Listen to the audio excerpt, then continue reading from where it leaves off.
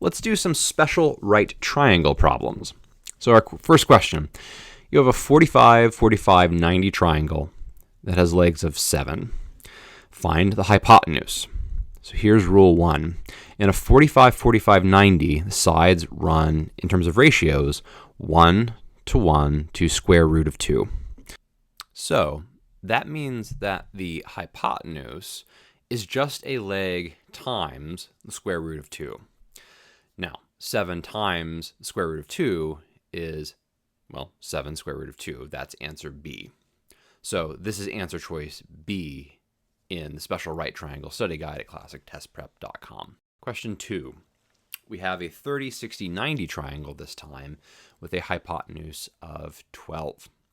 So we want to find the opposite side of the 60-degree angle. Rule 2, we need to keep in mind, is the sides run 1 to square root of 3 to 2. And here's the habit that makes these easy. Just find the short side first. The short side is, in this case, half of the hypotenuse, right? So 12 divided by 2 is simply 6. And the side opposite 60 is the longer side, and that's the short side, in other words, times square root of 3. So we're looking for 6 times square root of 3, and that is answer D. So now on to question 3. So we have a square that has a diagonal with a length of 10. Find one side. Now, there's a special triangle hiding in here. Can you see it? Split the shape, split the square. The diagonal cuts the square into what is essentially a 45, 45, 90 triangle, or actually two of them. So the diagonal is the side times square root of 2. That means the side is 10 divided by square root of 2.